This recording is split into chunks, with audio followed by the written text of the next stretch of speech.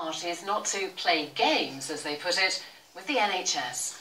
The No More Games campaign has been launched by the British Medical Association ahead of the general election and says patients need to be prioritised. It also says there needs to be a long-term plan for the NHS with a move away from short-term fixes. Our health correspondent Francis Reid has this report. The NHS is one of the UK's towering achievements. For too long, it's been used to play political games. An advert from doctors themselves asking to keep an almost 70-year-old NHS away from politics. The British Medical Association says the NHS is in desperate need of a long-term plan that all parties can agree on. Nice to see you. In Whitley Bay, patients say the lack of a plan means they're feeling the effects. I came here today with a chest infection, and the surgeries, the GPs are getting more and more busy. It's harder to get an appointment in many areas. Of course, it impacts on patients, you know. If there's too many patients and not enough doctors, well, the obvious thing is you can't. That's the way it goes, yeah.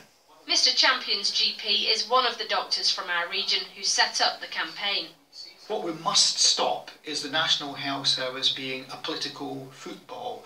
We don't want short-term sticking plaster solutions, whether it's accident and emergency, whether it's general practice. Then the politicians come along for a quick-term fix, which is really for the ballot box. We've got to look at everything as far as the health service is concerned, the public's health, who provides the services to patients, how it's going to be in the future properly funded so it's sustainable for the next at least quarter of a century. Posters have been put up around the North East to try to get more support, but politicians say debate is still key to making the NHS successful.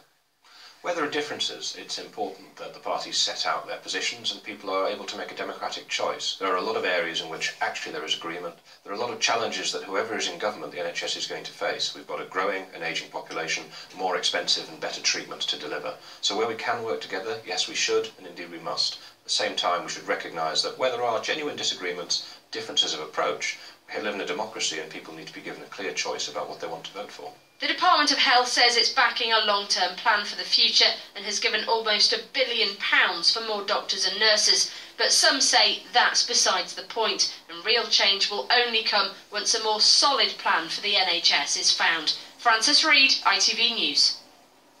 It was cute.